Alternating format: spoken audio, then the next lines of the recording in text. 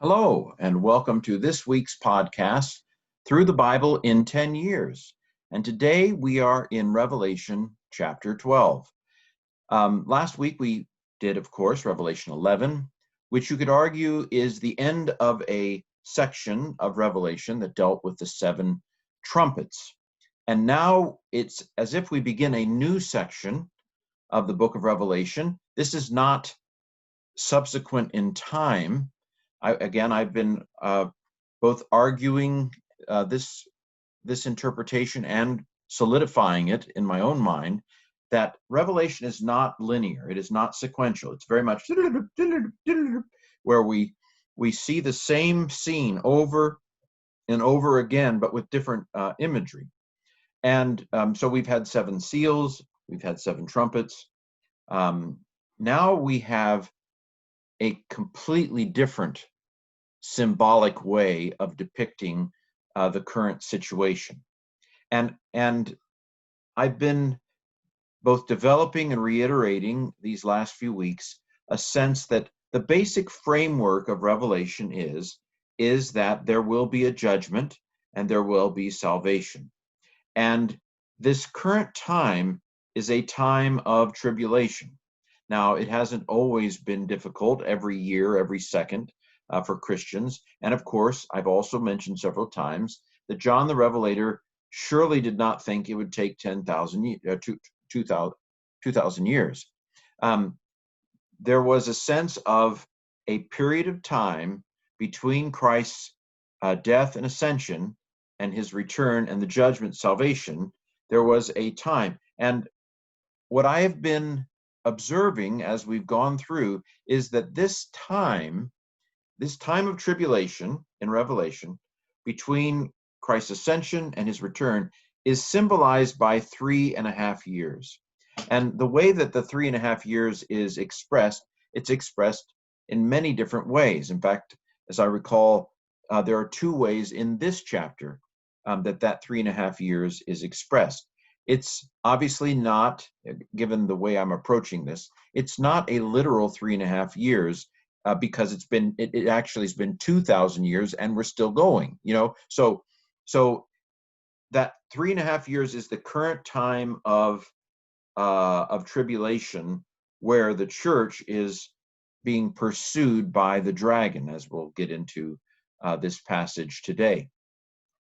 And so we have seen over and over again images of maybe the persecution, or images of the salvation, or images of the judgment. And now with chapter 12, it seems to me we may very well, in these chapters, getting into the part that is very much Rome oriented.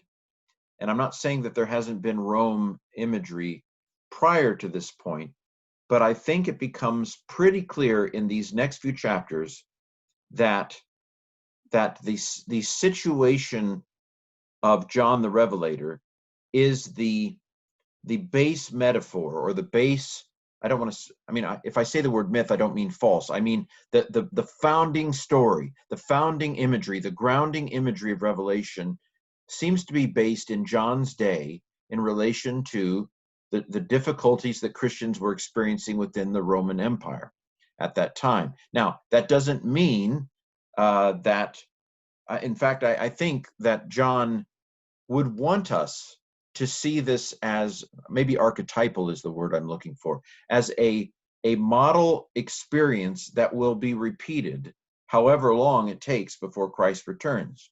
Now, I'm going to leave it up to God as to whether there is a final kind of struggle of this sort.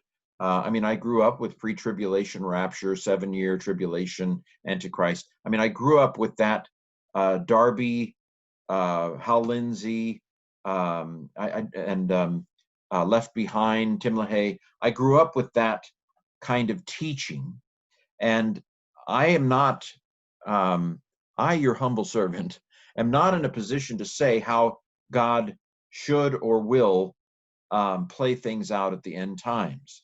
Who knows? Maybe there will be a final, not only an archetypal and prototypical scenario in the days of John with the Roman Empire, but maybe there will be a what would be the word? Eschatotypical.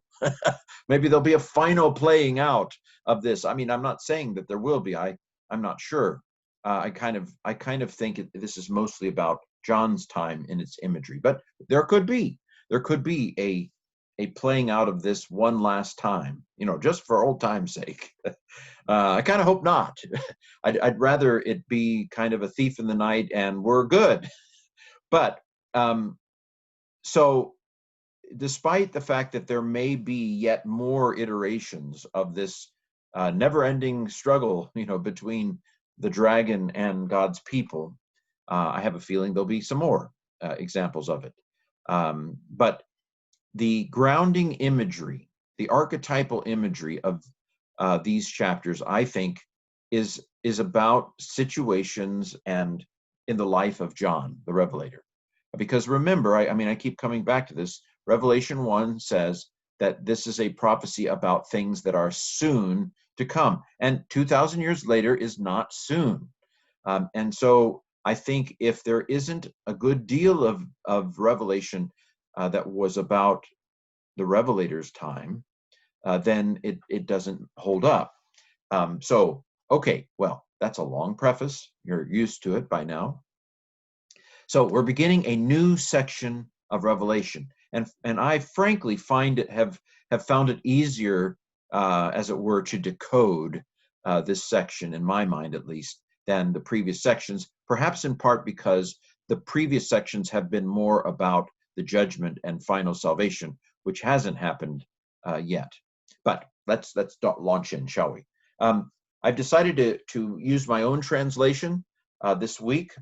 I'm a little frustrated with myself. It's a constant, never-ending state that I have not been keeping up with the explanatory notes in written form. That is, I'd hoped to publish explanatory notes on Mark, explanatory notes on Acts, explanatory notes on 1st and 2nd Thessalonians, and now explanatory notes on Revelation. I'm not saying it won't happen, but I'm about halfway through Mark, most of the way through 1st, 2nd Thessalonians, but I've not done very much with Revelation. But I decided this week, rather than always using interlinearbible.com, which is a great site, I thought I would do my own translation this week. Give me feedback on Interlinear Bible as to whether it's helpful to you, because, and of course, I'm assuming they don't mind me promoting their website. Okay, but this week it's my translation, if you're looking at the video. And so I've titled the first few verses, The Birth of the King. So let's begin. Revelation chapter 12, verse 1. And a great sign was seen in the sky. Interesting, the Gospel of Mark says that Jesus did not perform signs on demand. Jesus' opponents ask for a sign, and he says, no sign will be given to this generation. But the Gospel of John, of course, again, I've argued elsewhere that the Gospel of John is a very highly symbolic gospel. The Gospel of John is completely true and inerrant and infallible. The Gospel of John is, but it is symbolic. That is, the mode of truth in the Gospel of John is not primarily focused on the historical Jesus in terms of the way you would have experienced him if you'd have been there. It seems to me that John rearranges some events. John gives some symbolic language and so forth. Sometimes I've said that the Gospel of John is the message version of Jesus. Some may find that offensive. We'll get to the Gospel of John eventually, and there we'll deal with the heavy symbolism of the Gospel of John.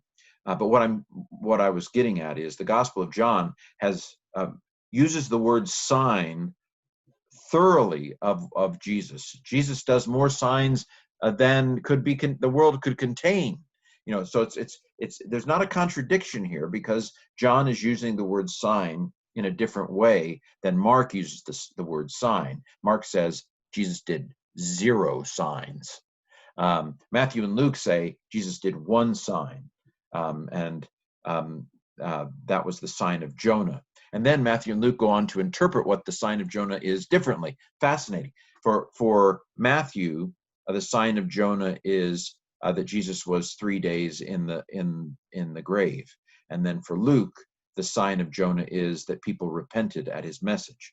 And then finally in the Gospel of John, signs everywhere. In fact, the first part of the Gospel of John is sometimes called the book of signs.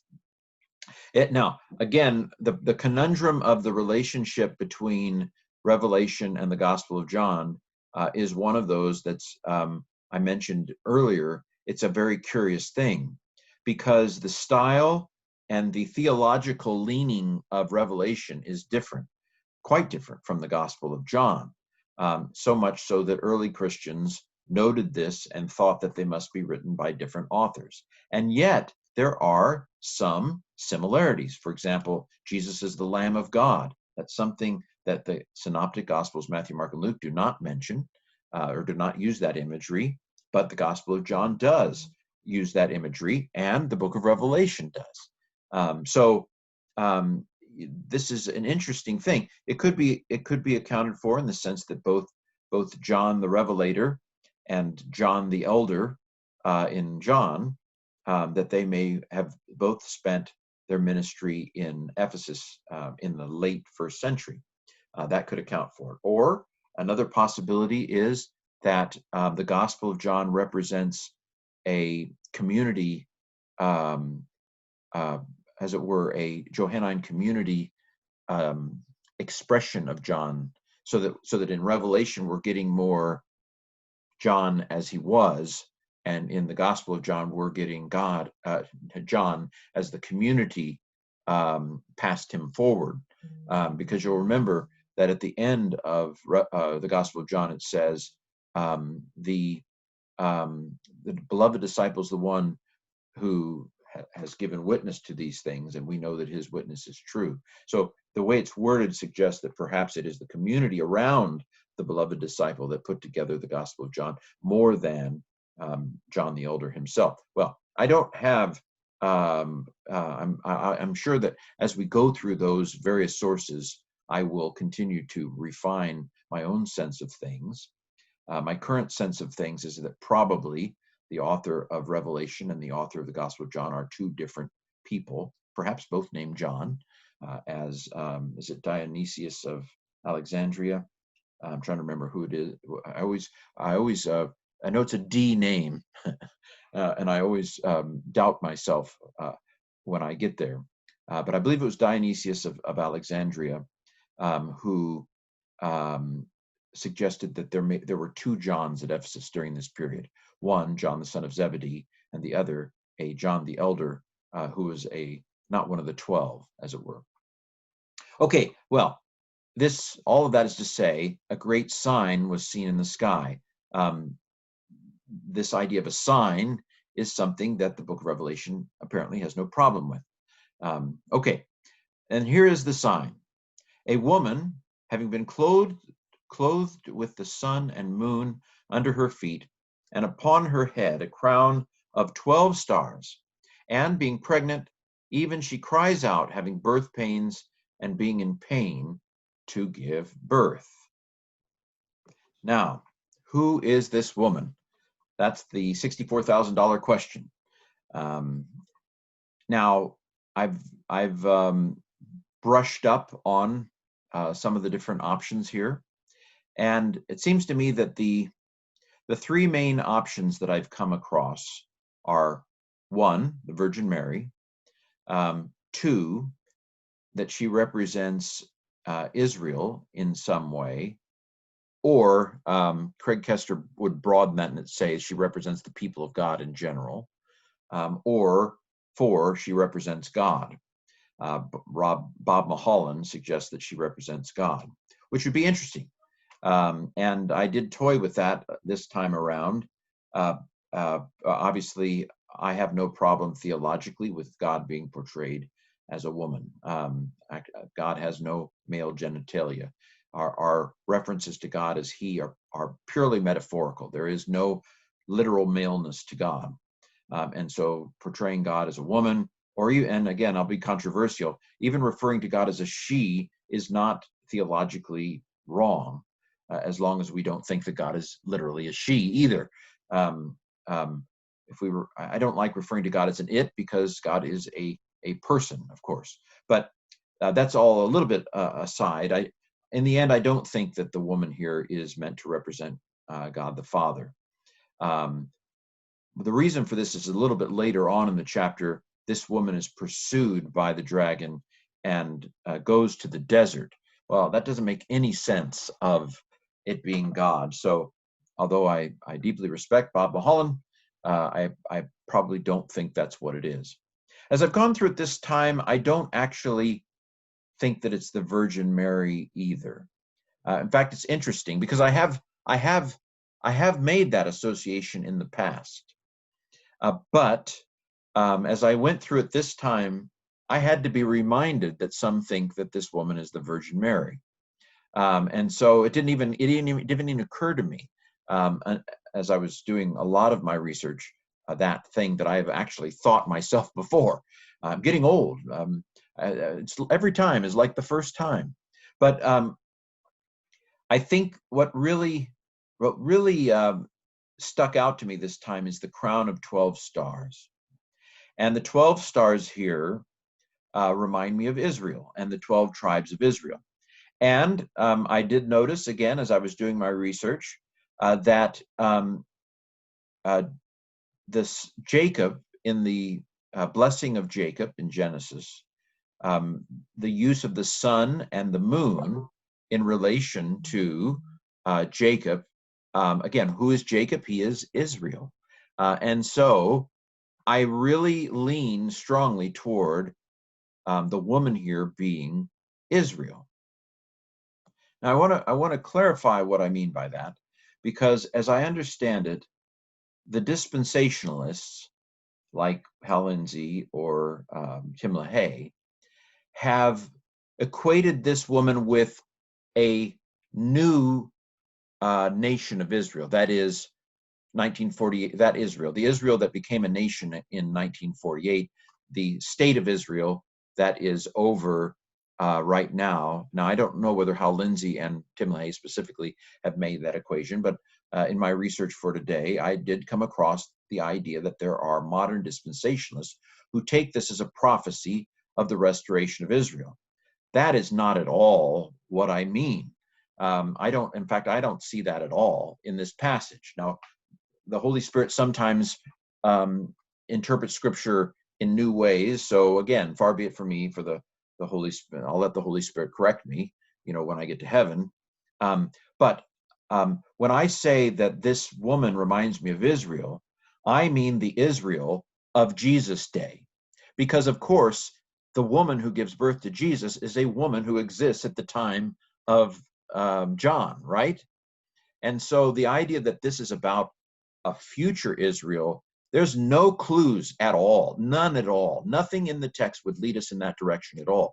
The context of John would lead us, if it is Israel, and I do lean heavily that direction, it's referring to the Israel of John's day, not to the Israel of the end of days.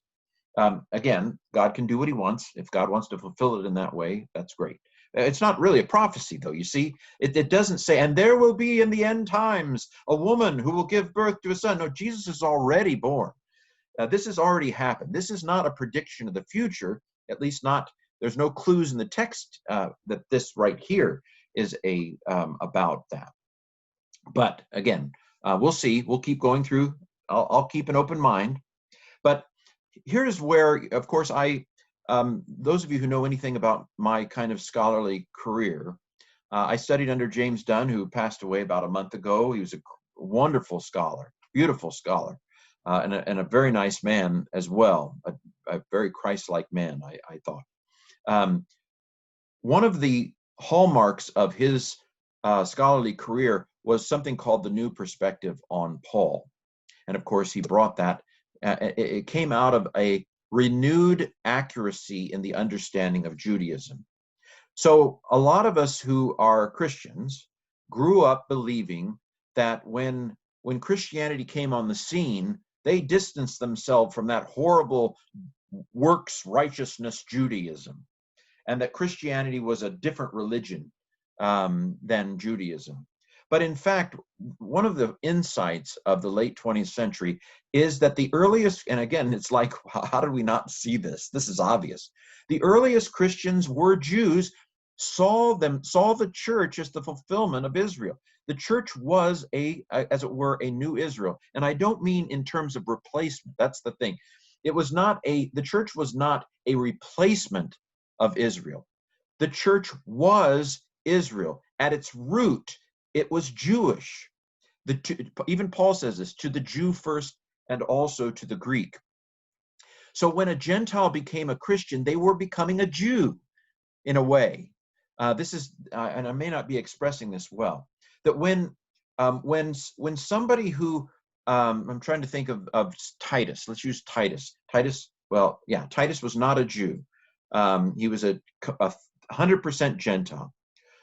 In the minds of the earliest Christians, when Titus believed on Jesus, even though he did not get circumcised, even though he probably did not keep the purity laws, may not have kept the food laws, who knows? When Titus became a Christian in the early church, in their minds, he was becoming an Israelite, an uncircumcised Israelite, but somebody circumcised in his flesh, but in Paul's mind, circumcised in heart. Now, Peter and James didn't view it this way, but this is the way that Paul viewed it. In fact, and again, I cannot prove it, and I'm a little hesitant to even suggest it, because you at least get the impression that this is not the case in Acts. Again, I've tried. I'm still. We'll get back. We'll go back and finish Acts. We were in about Acts 18 when we flipped over to 1st and 2nd Thessalonians, and then because of the current situation in the United States and the world, I flipped to Revelation. We will get back to Acts, and there's this event in Acts 21, I believe it is, where Paul is accused of taking a Gentile into the temple. Now, again, the book of Acts doesn't give us the impression that this is a true accusation, but again, we'll look at it. I'm not sure that Acts fully denies it either. I've at least once or twice I've looked carefully to see if there is an explicit denial that Paul didn't do this. But anyway, theologically, I could totally see Paul doing this, because in Paul's minds, Gentiles had become Israelites, and in Paul's mind, somebody like Tychicus fully should have I mean, I can completely see it. Tychicus should be able to go anywhere in the temple precinct that Paul could go in the temple precinct. That's what Paul's theology was, because any Gentile that became a Christian in Paul's mind had become an Israelite, had become circumcised of heart, even though they were not circumcised of flesh. Now, that's a thesis at least. Feel free to argue against it. But what I'm getting at here is that there is a very strong sense, in which the Gentiles who became Christians were incorporated into ethnic Israel, and so that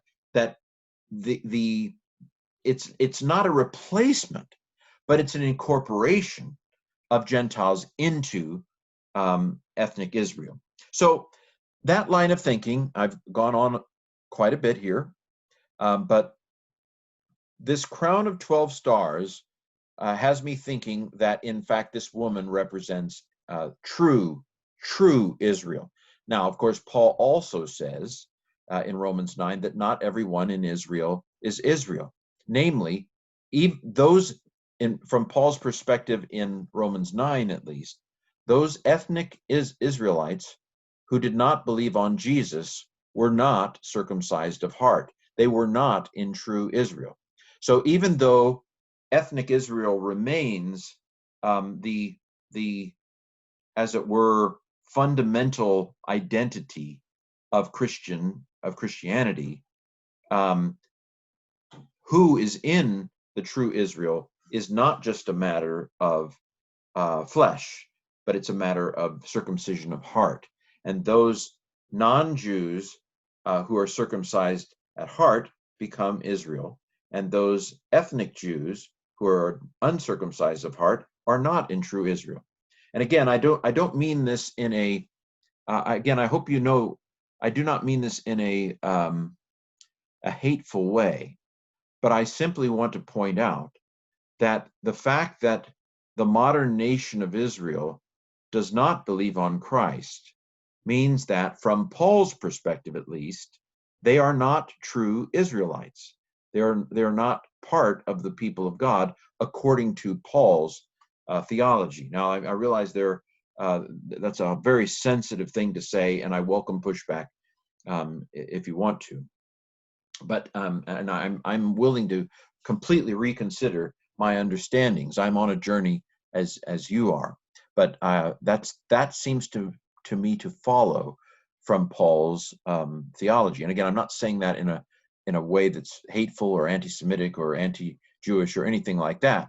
I do believe that ethnic Israel should be honored, as Paul says also.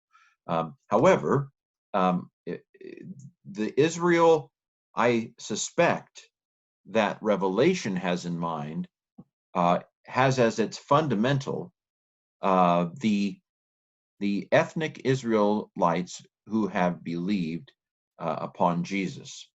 Hold that thought. So we will keep going. So this I should also mention here that Craig Kester, in his Revelation and the End of All Things, Kester sees this woman more generically than I have put it. He sees her as the people of God in general, which would include Israel. My problem with that is that I think John the Revelator is very, very much Jewish. John the Revelator, I would say, on the spectrum of the early church, I would say that John the Revelator is more conservative than Paul.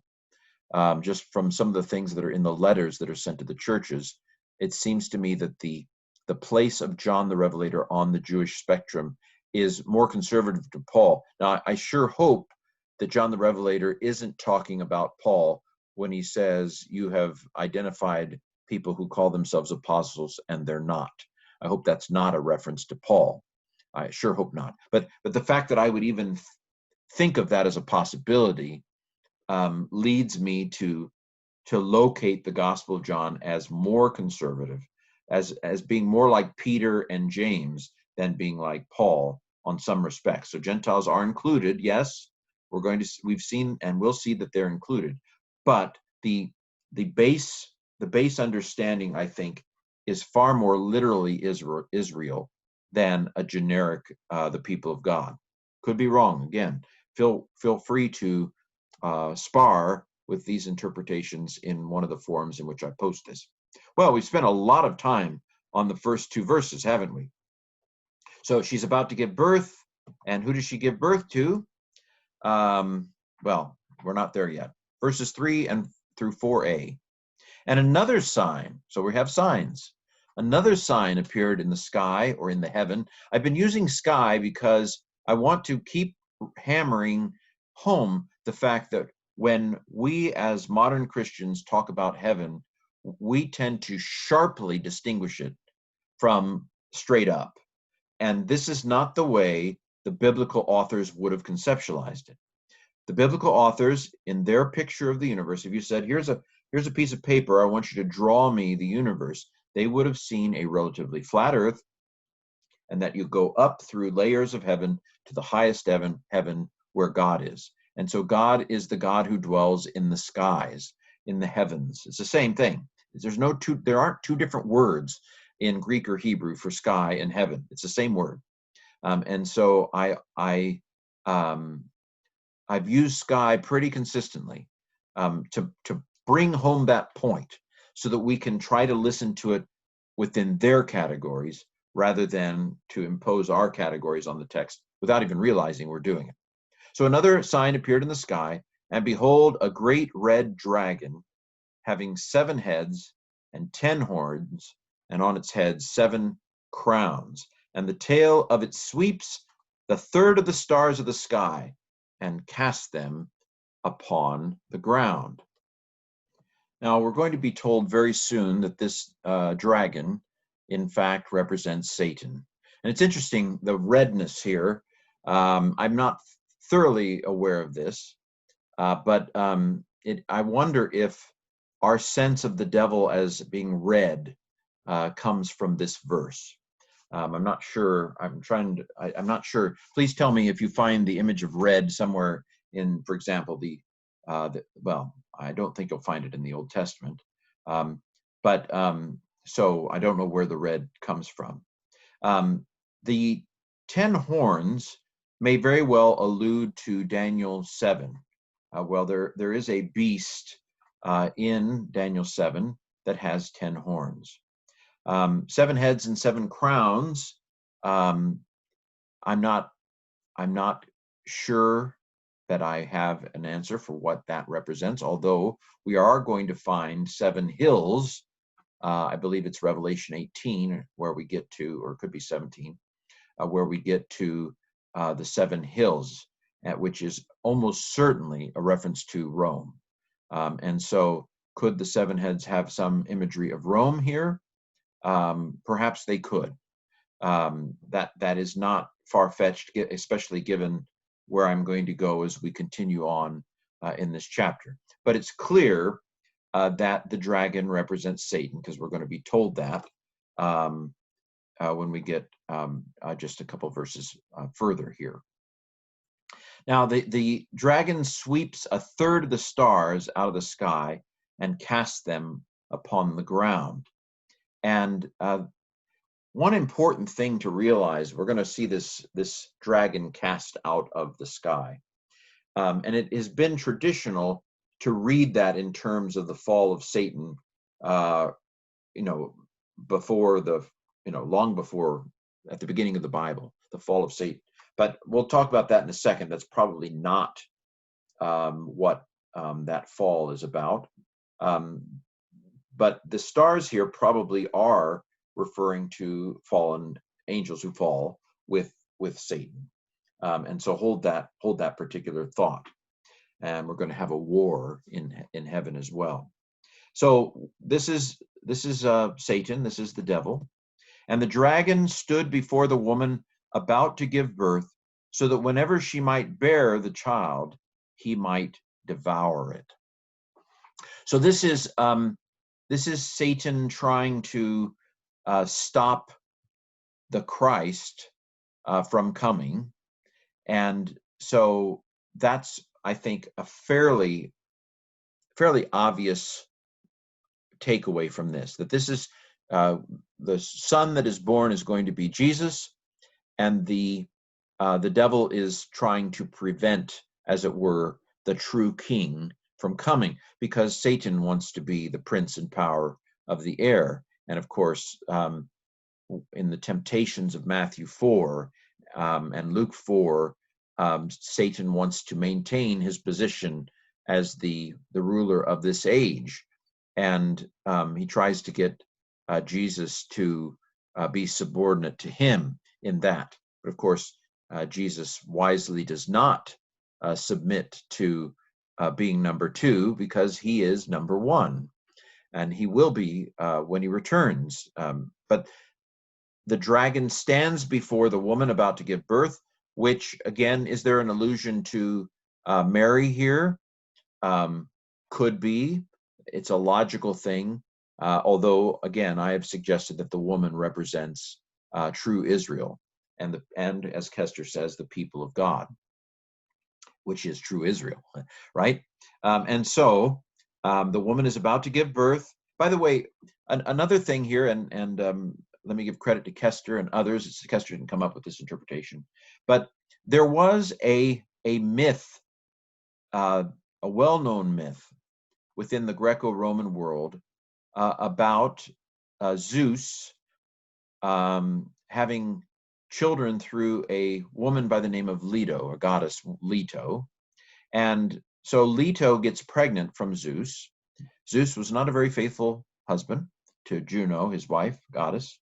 And so in one version of the story, Juno sends a python, a snake, as it were, a dragon, shall we say, to pursue Leto and to devour her offspring, Zeus's offspring, when she gives birth.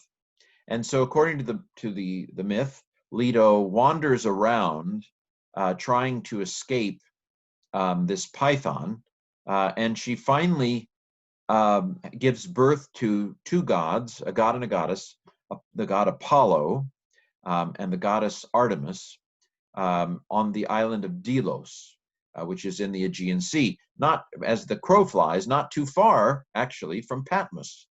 And so we have to assume that John, writing on the Isle of Patmos, would be fully aware of this myth of Leto giving birth to Apollo on an island, in the Aegean, like Patmos is in the Aegean Sea as well.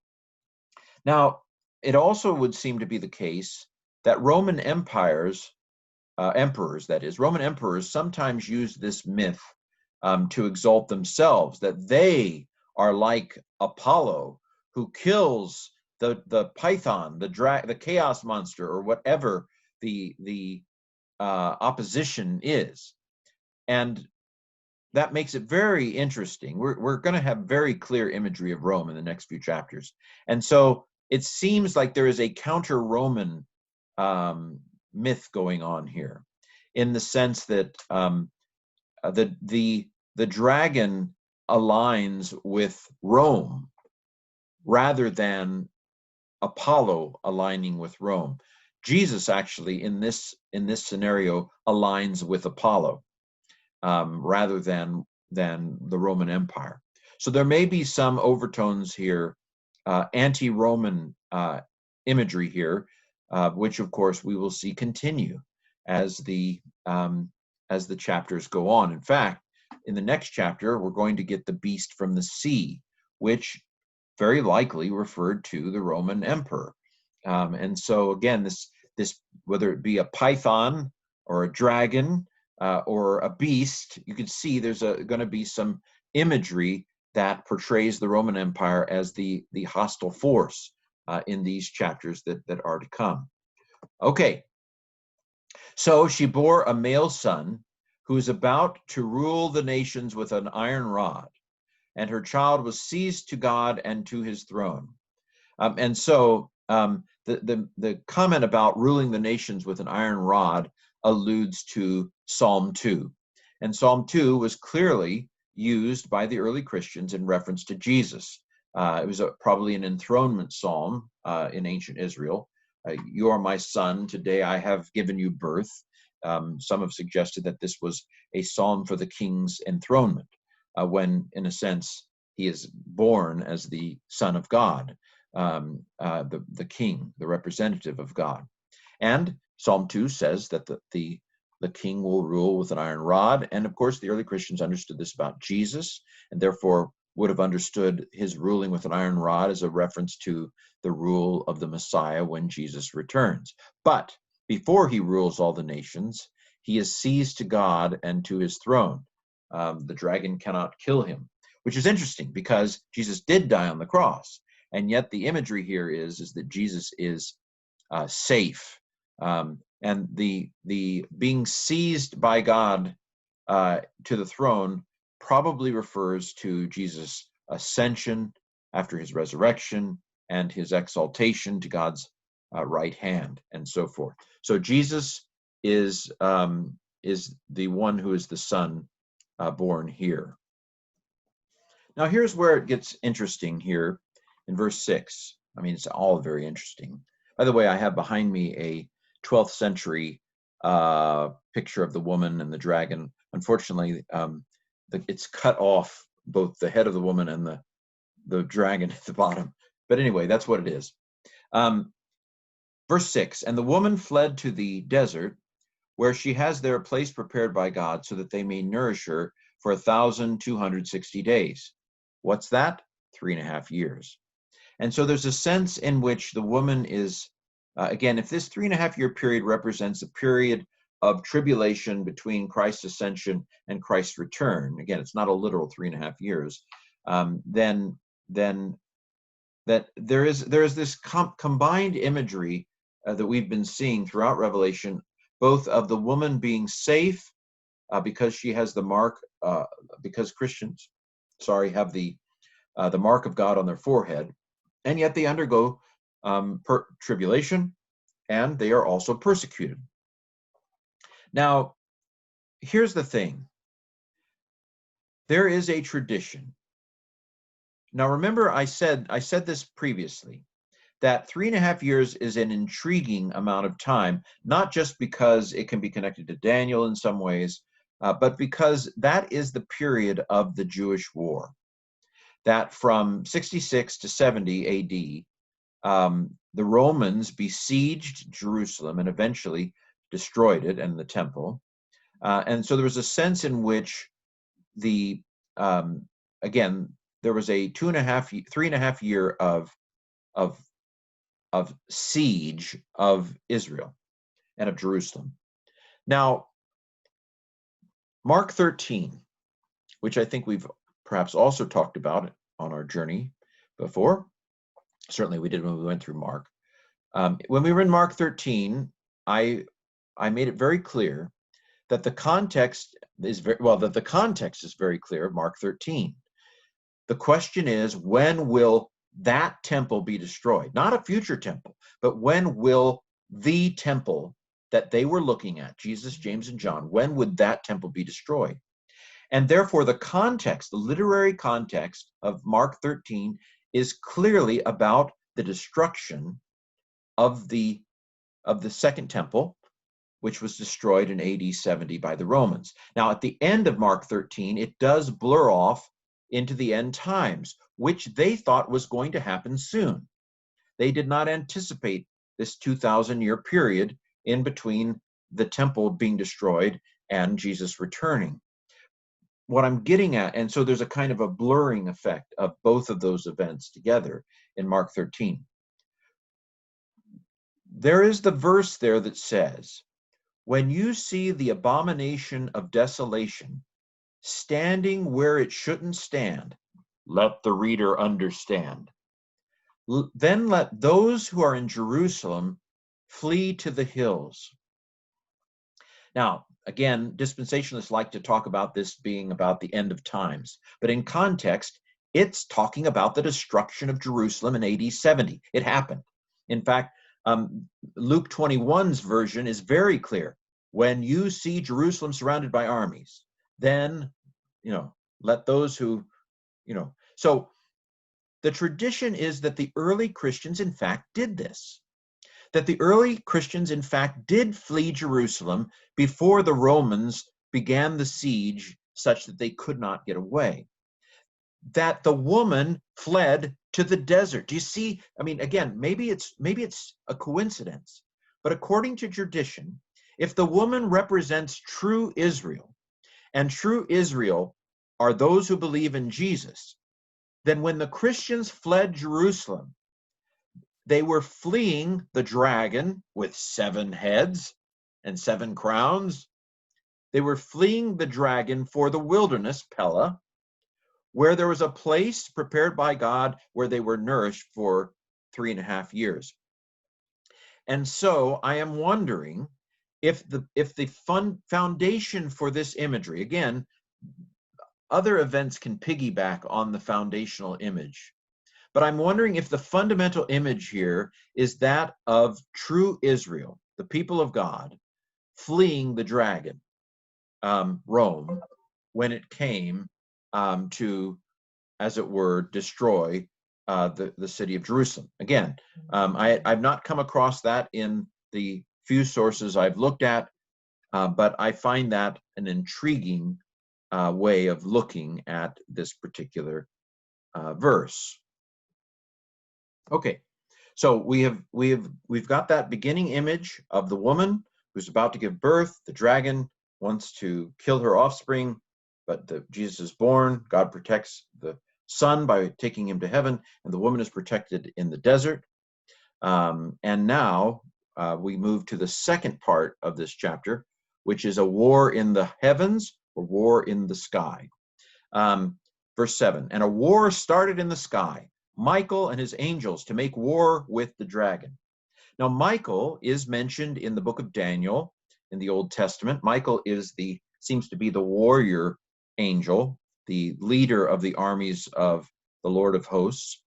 And he fights with the devil. In fact, he fights with the prince of Persia in the book of Daniel. Who is that? Is that Satan? It might be a metaphor for Satan as the prince of Persia.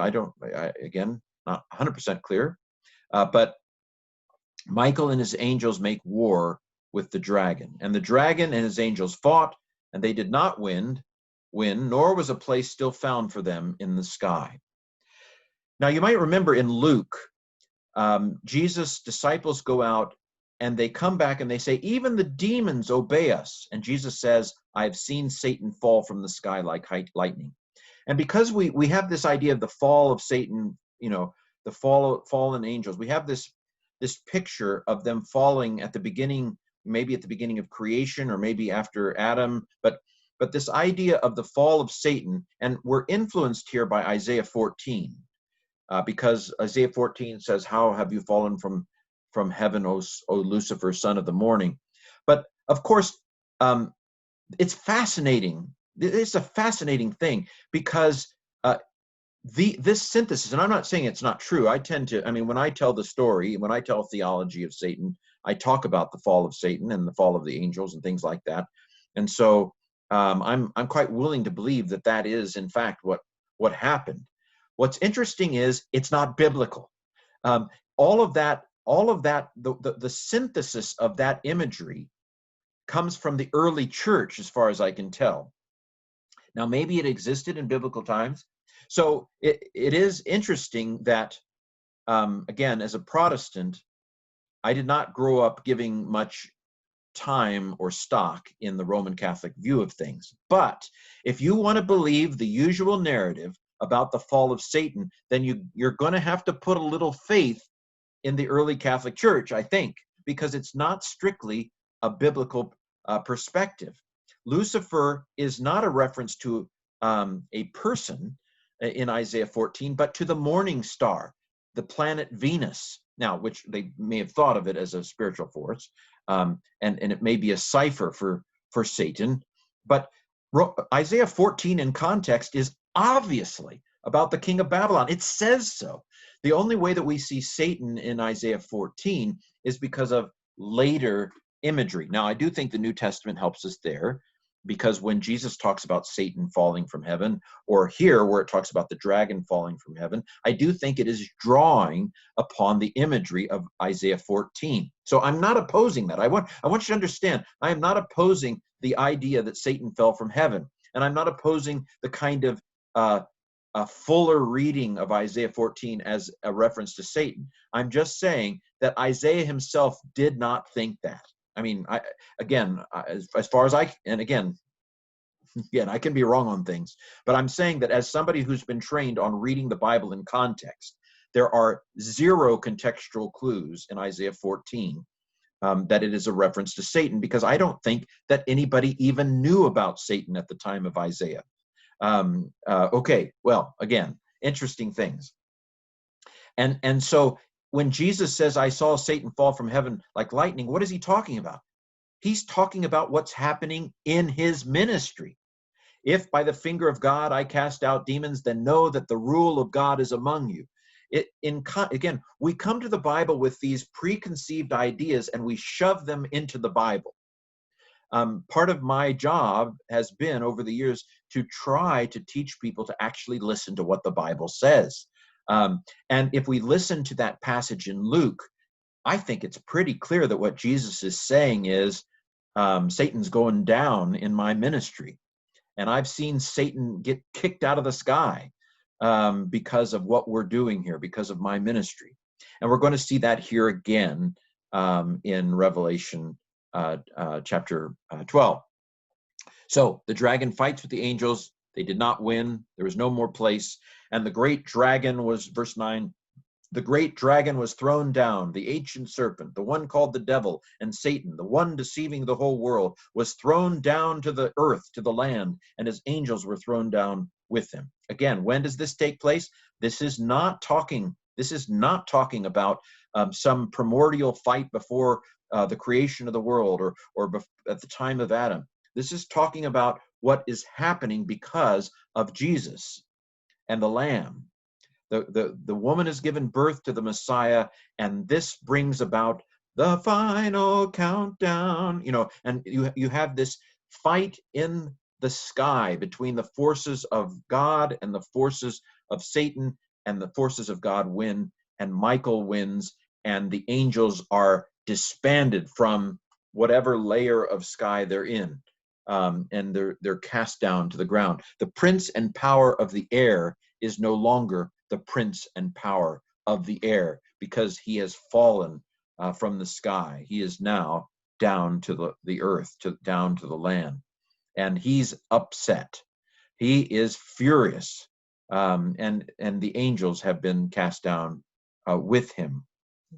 By the way, the mention of Satan as the ancient serpent, I think, again, connects Satan with the serpent in the garden. And again, I believe in this. I believe that the serpent in the garden was Satan. But again, Genesis doesn't say it's Satan. In fact, there is nowhere in the Old Testament that says that the serpent was Satan. This is astounding. The very first time in all of history that we actually hear this equation is not until the century before Jesus. In fact, even the book of Jubilees, a Jewish book from about the year 150 BC that retells the story of Genesis, does not equate Satan with the serpent in the garden. It's not until a book called The Life of Adam and Eve in the century before Christ that we have any evidence of any of the thought even entering a Jewish head's mind that the serpent in the garden was Satan. Now, I believe the serpent in the garden was Satan. And there are little hints like this in the New Testament that make that equation. But it's a reminder of a lot of people say we need to get back to the Bible, but their understanding the Bible is just tradition. Well, it's not just tradition, but it involves an awful lot of tradition about interpreting the Bible. And a lot of people just can't make a distinction. They can't tell the difference between what they've learned as tradition and what the text actually says. So anyway, again, this is wonderful, complex, beautiful stuff. But Satan is the one who's thrown down, the one deceiving the whole world. He is the deceiver. And we're going to get an imagery of the book of Job here pretty soon. Okay, victory. Verse 10. And I heard a great voice in the heaven or in the sky saying, now has come to be the salvation. Now has come to be the power and the kingdom of our God and the authority of his Christ. And the accuser of our brothers and sisters, who accuses them before our God day and night. Here again is this sense of this, I think, an allusion to the book of Job here, because Satan is the accuser. As I was reading and thinking about this this week, I was thinking about De Bono, I think it is, wrote a book called The Six Hats about leadership, and basically one of the hats is somebody who always says, "Oh, we can't do that." The naysayer, the one who says, "Oh, that's no, we shouldn't do that." You always want one of those around. Now, if you're a person like me, who is constantly wanting to move forward and advance and innovate and grow and try new things, this sort of person is very annoying. No, we don't have enough money to do that, or no, that's too risky, or no, we've never done it that way before. I don't enjoy that kind of personality in general, but you need to have people like that around if you're like me. Although I actually think I'm less risky than other people are. I tend to be very measured in my risk. But anyway, that's not important right now. But you want a naysayer around because that'll keep you honest and help you from not doing something that's stupid. However, it's very fascinating to me that, especially in the book of Job, it seems like Satan is the product tester. He's the one that goes around kicking the tires. He's the one that I'm not sure that this is going to hold up. Let me try. Let me burn this thing and see if it holds up. Which, of course, I don't want to make too light of this, because it's not a very fun thing for Satan to test somebody. But this is the accuser. He is the accuser of the brothers and the sisters. Satan is the one who pushes back against the blessing of God upon the earth. He is the one that accuses people. He's the law and order heavenly being who basically says this person needs to go down. He accuses the brothers and sisters before God day and night. But those whom he's accused, those whom he has opposed, those he has persecuted, verse 11, they themselves, they conquered him. They conquered the dragon because of the blood of the Lamb and because of the word of their testimony. And they did not love their lives to the point of death. So once again, we're hearing about people who are martyred because they refuse to give up their witness. And in other contexts, I've often said that when we read 1 Peter 3, I think it's, is it 15 or 16? Be ready to give an answer to anyone who asks you for the reason for the hope that is in you. That this isn't about, and now here's the ontological argument, but it's about witnessing under persecution. It's about testifying to your faith despite the fact that you may die for it. The word of their testimony. They conquered. And the fact that they did not. So Satan says, I'm going to persecute these people. I'm going to persecute this Stephen and see how he does under pressure. And the word of Stephen's testimony stayed true, even to the point of death. He conquered. So there's a two-part conquering here. One, the blood of the Lamb has given us the basis for victory. And then the faithfulness of those who are pursued by the devil vindicates them as individuals. They did not love their lives to the point of death. Verse 12, for this reason, the heavens, the skies are rejoicing, and those who dwell in them still, because, of course, all the bad guys have been kicked out of the sky.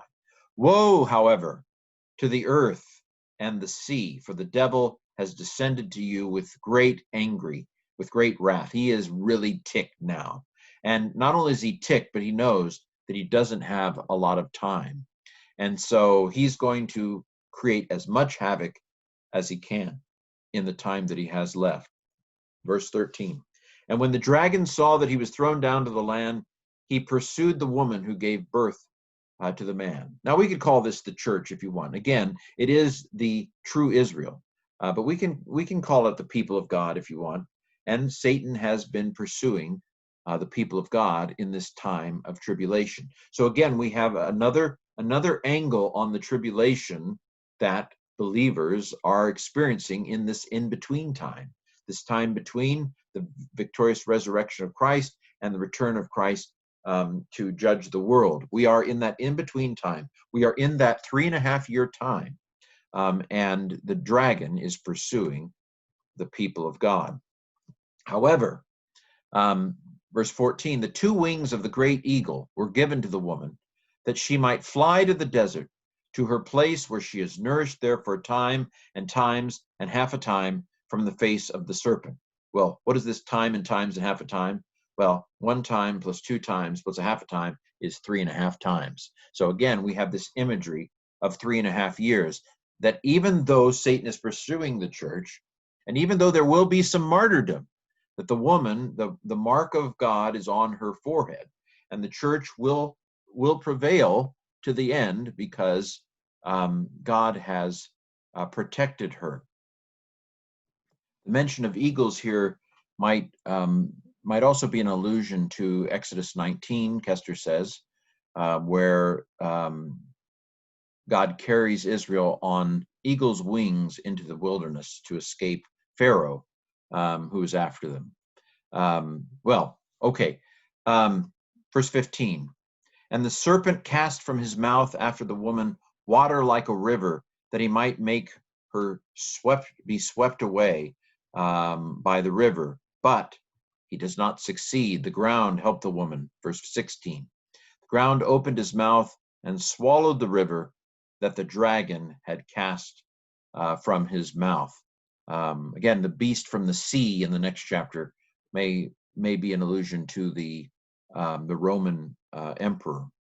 Verse 17, and the dragon was enraged toward the wife, went away to make war with the rest of her seed, those who keep the commandments of God and have the witness of Jesus. Now, if there is an imagery here of the early church escaping Jerusalem and going to the wilderness and escaping the destruction of Jerusalem, that again would be a appropriate imagery here, right?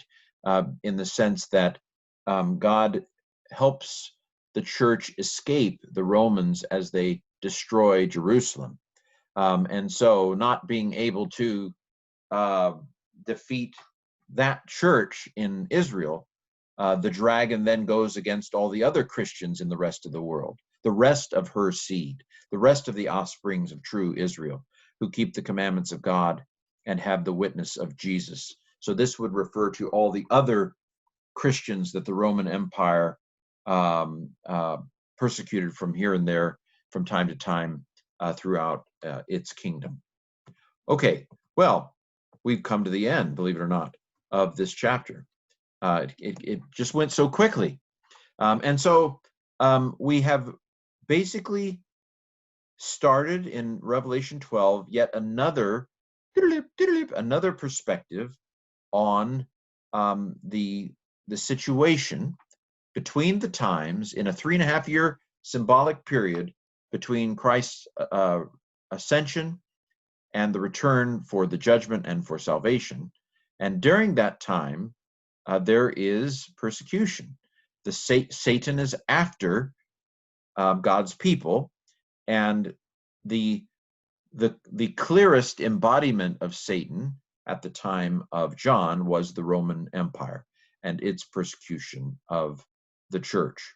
And so in Revelation 12, we have a recounting of the birth of Jesus and the ascension of Jesus, and then we have the persecution of the church by Satan, the dragon, and by the surrogates of the dragon. Well, this has been Through the Bible in 10 years, Revelation 12. Lord willing, we'll be back next week with Revelation 13.